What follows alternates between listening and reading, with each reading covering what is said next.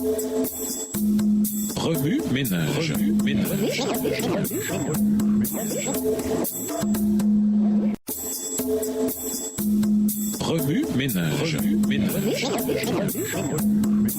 Bienvenue dans votre émission Remue ménage. Nous sont de mercredi, les offrandes. Chaque type de sacrifice renvoie à l'amour éternel offert au monde sur le calvaire. À l'instar des 4 évangiles du Nouveau Testament, chaque sacrifice du Lévitique révèle un autre aspect de notre Sauveur, ou approfondit la connaissance que nous avons de lui, de sa miséricorde et de sa justice révélée sur la croix. Chaque type de sacrifice dirige l'attention vers le Messie. Premièrement, le Messie serait sans péché. Dans les 7 premiers chapitres du Lévitique, nous apprenons que le Messie serait irréprochable, parfait, sans tache et sans péché. Nous le savons parce que les animaux désignés par Dieu pour les sacrifices, par exemple le bœuf, la vache, le bélier, l'agneau, la colombe, le pigeon, devaient être sans défaut. Lévitique 1, le verset 3. C'est sans doute la raison pour laquelle Jésus a affirmé qu'il était sans péché, Jean 8, le verset 46, et qu'il a toujours fait ce qui plaisait à son Père, Jean 8, le verset 29. Deuxièmement, il serait un sacrifice. Nous découvrons aussi que le Messie à venir donnerait sa vie comme le symbolisaient les animaux sacrifiés. Lévitique 4, les versets 29, Lévitique 4, les versets 27 à 29. Imaginez comment les choses auraient pu se passer si le peuple et ses propres disciples avaient compris cela.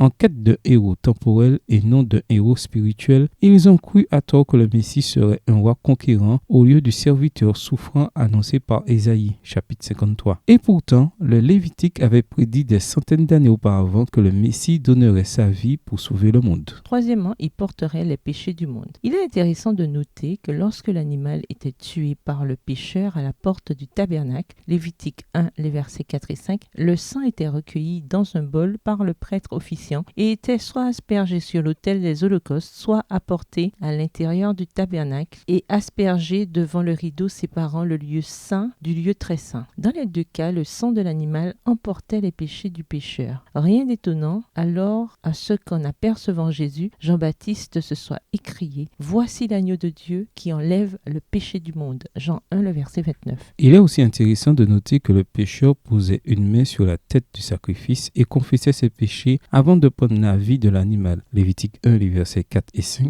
Lévitique 5, les versets 5 et 6. C'est essentiellement ce que nous faisons lorsque nous confessons nos péchés à Dieu. Nous les plaçons sur la tête de Jésus qui est mort pour nous il y a 2000 ans et acceptons que nous sommes responsables de sa mort. En d'autres termes, Jésus devient notre substitut et prend nos péchés sur lui. Lévitique 1, verset 4, 1 Pierre 2, verset 24.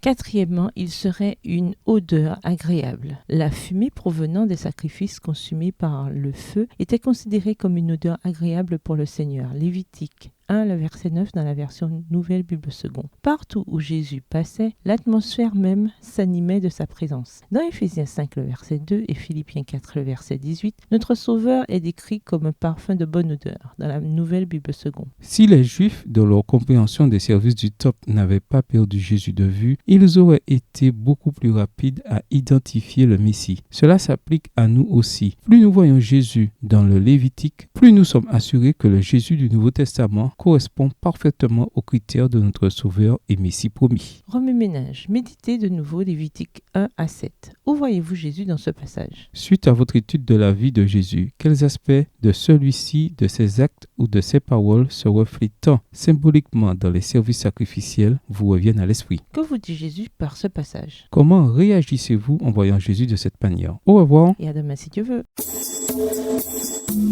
Remue ménage. Remue ménage.